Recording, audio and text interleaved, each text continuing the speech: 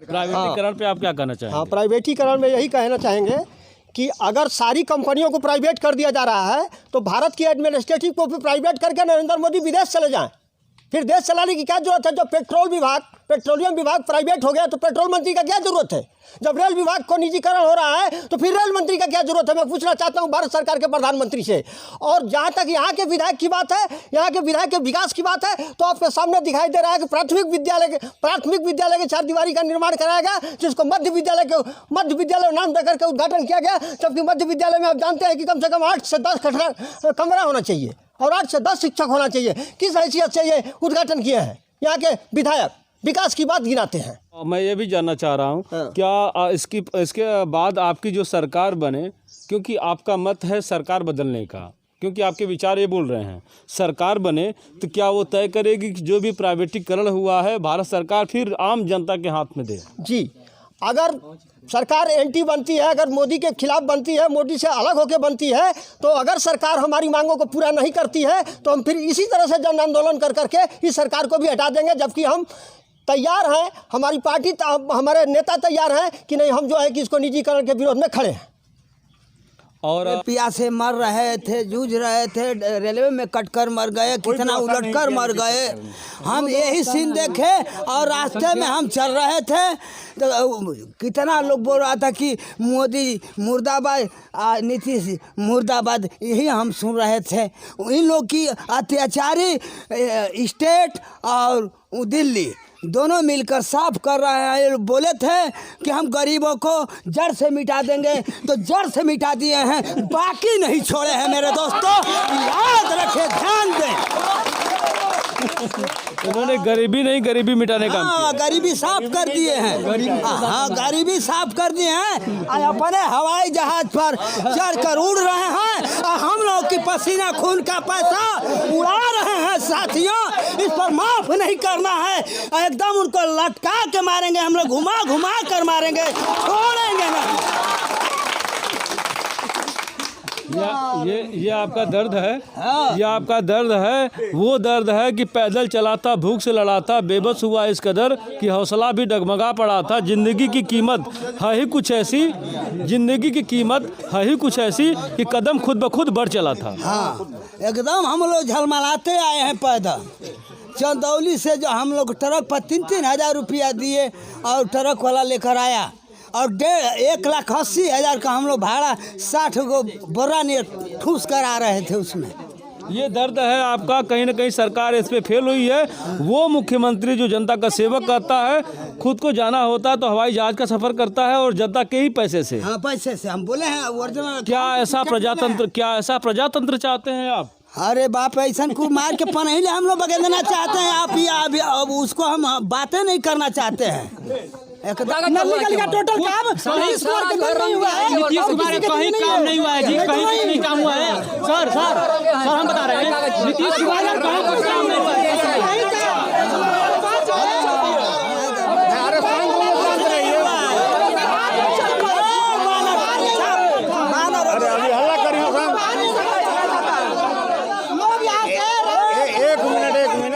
नमस्कार, United news circle में आपका स्वागत है। मैं सर्वजीत। आज हम लोग नरहन जमुना ग्राम पंचायत में आए हुए हैं और यहाँ पे आप ग्रामीण हैं। मैं आपसे जानना चाहूँगा कि वर्तमान में ये किस मुद्दे पे चुनाव करेंगे। ये प्रजातंत्र का त्यौहार जो 2020 का चल रहा है, बिहार विधानसभा का, आप कहीं न कहीं इस त्यौहार में भाग लेंगे और किस उद्देश्य से ये वर्तमान की बिहार प्रदेश सरकार की दशा और दिशा बदलेंगे या बनाना चाहेंगे, आप बताएं। क्या शुभ नाम होगा आपका चाचा जी? मेरा नाम गुप्तनाथ तिवारी जी आप बताएं। सरकार ने जो जगदानंद सिंह हम लोग के यहाँ इरिगेशन मिनिस्टर रहे जी, उन लोगों ने जितना विकास किया जी, उतना ही विकास अब भी चल रहा है। अभी 20 महीने जो सरकार चली तेजस्वी की और नीतीश की जी, उस समय पंचवर्षीय योजना में जितनी योजनाएं डाले थे जगदान बाबू, वही आज भी क्रियान्वित हो रही हैं।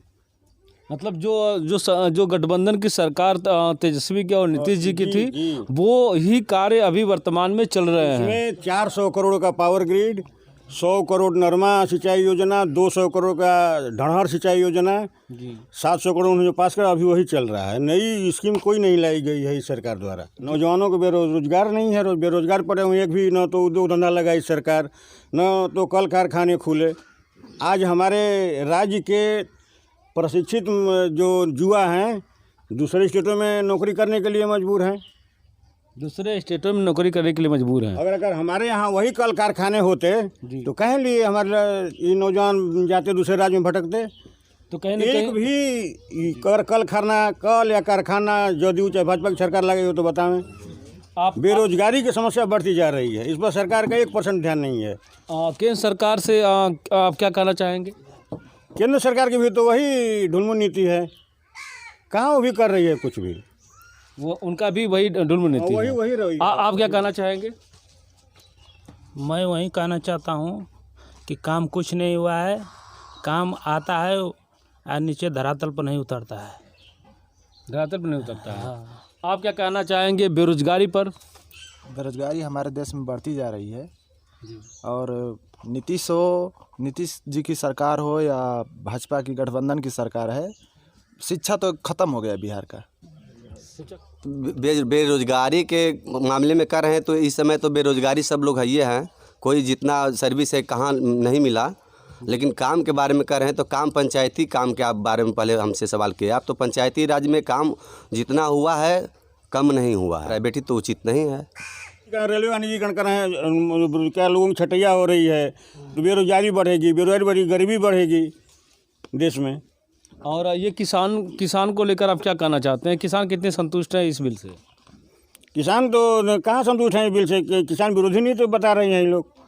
हम जो है कहते हैं कि कहीं भी अपना माल आप ले जाके बेच लीजिए।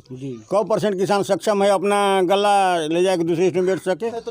प्रजातंत्र की परिभाषा है, प्रजातंत्र जनता के लिए जनता द्वारा शासन है, इसको प्रजातंत्र बोलते हैं। इसमें सरकार कहाँ से आ जाती है जो अपनी डिक्टेटरशिप को चलाए?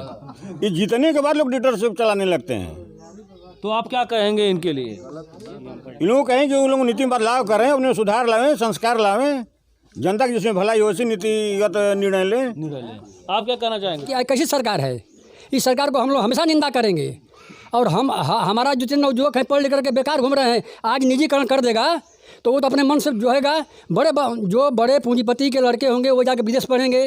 वो जहाँ मिलेगा चावल 20 रुपया किलो जो है महंगा धान का, वहाँ मुर्गा कौन पूछेगा? तो ये सरकार बिल्कुल गलत नीति कर रही है। इस सरकार को हम लोग बर्खास्त करना चाहते हैं। आप जब पैदल आ रहे थे या अपने भाड़े से आ रहे थे, सरकार से क्या उम्मीद कर रहे थे? सर इस बार तो सरकार हम लोग बनाएंगे नहीं, इसका सरकार बनाएंगे नहीं आप? नहीं। तो आप किसको वोट करेंगे फिर? मैं इधर आरजेडी को वोट करूंगा। क्या आरजेडी जब आ जाएगी, आरजेडी अगर सरकार बन जाएगी तो क्या ये जनता के हित के लिए काम करेगी? अगर नहीं करेगी तो इसको क्या करेंगे आप फिर? सर वही तो है हम लोगों का, फिर वही काम करेंगे। 5 साल के बाद उलाद दिया जाएगा तुरंत। अपना नाम अपना परिचय बताते हैं। हमारा नाम रविशंकर खरवार, युवा खरवार महासभा जिला युवा महासचिव जी। नीतीश कुमार बोले थे कि हम आप लोगों की समस्या जो है खरवार समाज का कि सर्टिफिकेट देंगे, जो कि 7 साल हम लोगों ने इंतजार किया उनका, जो कि हम लोगों की समस्या का निदान नहीं किए।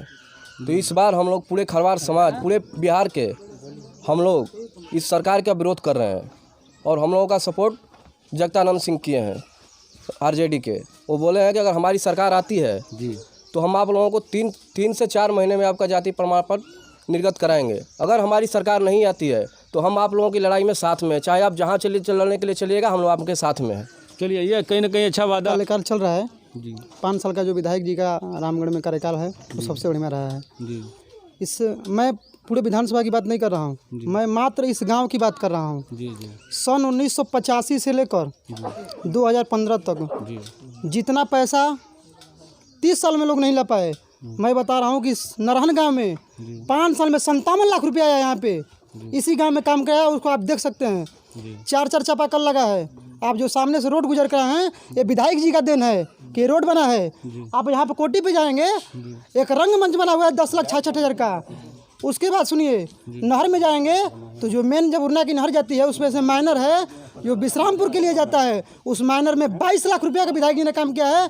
टोटल 57 लाख रुपया विधायक जी ने 5 सालों के अंदर इस नरहन गांव को मात्र दिए हैं। जी जी। और 5 सालों में 57 लाख रुपया दिए हैं और 1985 से लेकर 2015 तक आज तक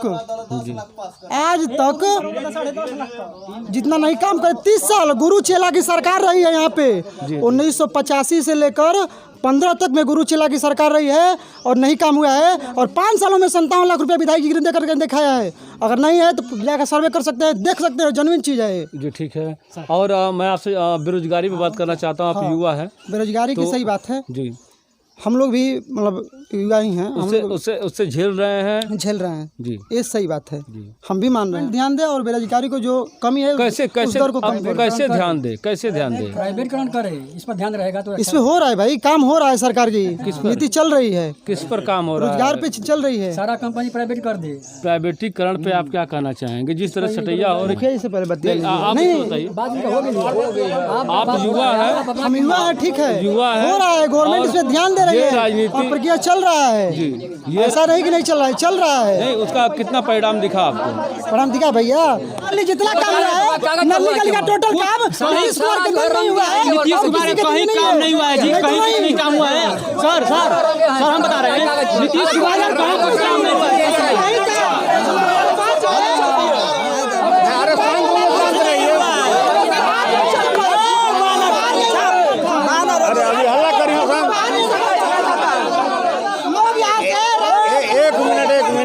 अरे भाई शांत रहिए, आप लोग शांत रहिए।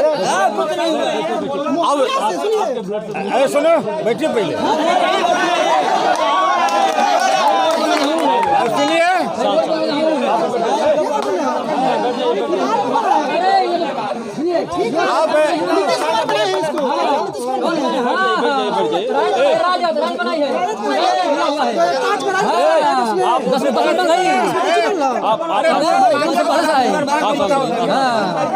सब शांत रहिए, जो विकास जो कर रहे हैं आज ग्रामीण क्षेत्र में, जो भी विकास हुआ है वो मनरेगा के तहत हुआ है। मनरेगा को लाया किसने लाया, कौन लागू किया? मनमोहन सरकार सिंह और मोदी जी को दिया गया और राज्य सरकार को, तो उन लोगों को करके उन लोगों को बुलवाना लड़का चाहिए ना। मेरा हरियाणा में आज तक लड़का पड़ा हुआ है। बात रह गया शिक्षा के लेकर, तो शिक्षा को लेकर तो सरकार महा एकदम ख़त्म कर दिया शिक्षा को। मैं बताता हूँ कि देखिए, हमारे यहाँ प्राथमिक स्कूल पहले थी तो वहीं टीचर उसमें पढ़ाते थे। उसके बाद कुछ दिन के बाद मिडिल स्कूल हो गया, फिर भी वहीं टीचर उसी में पढ़ा रहे हैं। मिडिल के बाद आज हाई स्कूल हो गया, केवल 3-4 का कला मास्टर अन्य मंत्री आए हैं का कला टीटी देकर, अन्यथा वही मास्टर फिर उसी को पढ़ा रहे हैं। और यहाँ हो गया है मिडिल तक, और देखा जाए कि हाई 10+2 स्कूल हो गया है, 10 तक हो गया है, लेकिन 10 वो कैमरा नहीं है शुद्ध से। कोरोना क्या अपने विधायक जी से इस विद्यालय के लिए आप मांग किए हैं? विद्या नहीं, अभी नहीं मांग किए हैं। क्यों नहीं मांग किए हैं? हम नहीं मांग किए हैं, ठीक है। क्या विधायक एक कोई भी विधायक होगा क्या टीचर यहाँ पे दे देगा? आप बोलिए। आप विधायक क्षेत्र का प्रतिनिधित्व करता है, अगर क्षेत्र के यहाँ समस्या आएगी तो उनसे जुड़े व्यक्ति उसको अवगत कराएंगे विधायक को। विधायक की जिम्मेदारी बनती है कि सरकार को लेटर लिखे, चाहे वो किसी की सरकार हो, लेटर लिखे कि महोदय यहाँ पे हमारे बच्चे गांव से जुड़े हुए हैं, जहाँ का मैं विधायक हूँ और मेरे बच्चे हैं ये, इसलिए ये एक ही अध्यापक कैसे पढ़ा सकता है? क्या कर रहे हैं आप? ये विधायक की जिम्मेदारी होती है, तब होती है जब यहाँ की जनता भी उसको सूचना देती है विधायक को। अब सुनिए, चलिए, आपने सूचना नहीं दी विधायक को? और सुन लीजिए मेरा देखिए, सूचना नहीं दी, लेकिन विधायक जी को चाहे सरकार को जानकारी नहीं है। सरकार को सब कुछ बात को जानकारी है, लेकिन सरकार अस्थिर है, सरकार को कोई चिंता ही नहीं है भविष्य के बारे में। आप जरा सोचिए, जिस बच्चे का भविष्य कक्षा 6 का है, 1 का है, 3 साल गुजर जाएगा, क्या उम्मीद करेगा वो शिक्षा की उपलब्धि को पाने की? ये इसमें बहस शिक्षा पे नहीं होनी चाहिए, क्योंकि जिसका एक सत्र गुजर जाएगा अध्यापक विहीन, आप तोप खड़ा कर देंगे, कुछ नहीं होगा उसका। जिसका नींव खराब हो गई, कक्षा 8 तक खराब हो गया, अब क्या कर लेंगे उसको? कुछ नहीं कर पाएगा लड़का। एक काम अच्छा हो और काम के उद्देश्य से ही, काम अच्छा हो इसके उद्देश्य से ही सब लोग यहाँ चुनाव करते हैं। नेताजी लोग का चुनाव करते हैं, विधायक बनाते हैं या मुखिया बनाते हैं कि अच्छा काम होगा हमारे यहाँ, हमारा देश तरक्की करे, आगे बढ़े। बोले कि यदि जो बाहर कार्य कर रहे हैं उसको यहाँ पर लाया जाएगा तो उस समय यह महामारी फैलने की आशंका थी, इसलिए कि एक बस सरकार बस भेजती या फिर ट्रेन चलाती, उसमें कई लोग आते उस बस में या ट्रेन में, और आते तो हो सकता है एक दूसरे से लोग अटैच होते, और अटैच होने के कारण बहुत महामारी फैलने का डर था, बहुत लोग मर जाते, इसलिए सरकार सक्षम नहीं हो पाई उसमें। ये क्या रोग फैलता आपके भारत में? नहीं फैलता। नहीं फैलता। नहीं। तो इसमें कौन दोषी था? अब दोषी सरकारें न रही। हे जनता जनार्दन, आज फिर आप मुझे दोबारा अवसर दें तो आप इस जनता जनार्दन आप हैं, आप क्या कहना चाहेंगे सरकार से शिक्षा और स्वास्थ्य की नीतियों पर? जबकि मेरा ये विचार है कि शिक्षा और स्वास्थ्य को फूल भारत में सभी वर्ग के बच्चों के लिए, किसी एक जाति विशेष के लिए नहीं, सभी वर्ग के उन बच्चों के लिए, भाग विधाताओं के लिए फुल सब्सिडी कर देना चाहिए कि परिवार का एक पैसा अब शिक्षा और स्वास्थ्य पे नहीं लगेगा किसी भी बच्चे का। तो क्या ये भारत अलग नहीं दिखेगा? इस पे क्या आप मांग करेंगे आप लोग? कि आप जो कह रहे हैं कि यहाँ पर पढ़ाई क्यों नहीं होती है, ये बताइए कि सरकारी संस्था में कितना कार्य होता है, सरकारी कर्मचारी कितना कार्य ईमानदारी से करता है। यदि 8 घंटे, एक मिनट, यदि 8 घंटा की ड्यूटी हो रही है उसकी, तो 8 घंटा यदि सरकारी कर्मचारी यदि मन से कार्य करे तो कोई नाराजी ना हो और कोई रंज ना हो। लेकिन एक मेरा सवाल है, सरकारी कर्मचारी मेरे जहन में आ रहा था, कई लोग इस बात को रख रहे थे, तो मैं सवाल करना चाहता हूँ आपसे कि आप सरकारी कर्मचारी है तो आप काम नहीं करते हैं, क्यों काम नहीं करते हैं? कि आपका नेता बेकार होगा, आप पार्टी से जुड़े होंगे, या आपका अधिकारी बेकार होगा? जगह अधिकारी और नेता के बदलने की ज़रूरत है कि उस सरकारी कर्मचारी को बदलने की ज़रूरत है? यह सिस्टम ही गलत है वहाँ पर। मेरा प्राइवेटीकरण पर जो सवाल था, तो पुलिस अगर सही से काम नहीं करेगी तो क्या करेंगे? पुलिस को प्राइवेटीकरण कर देंगे?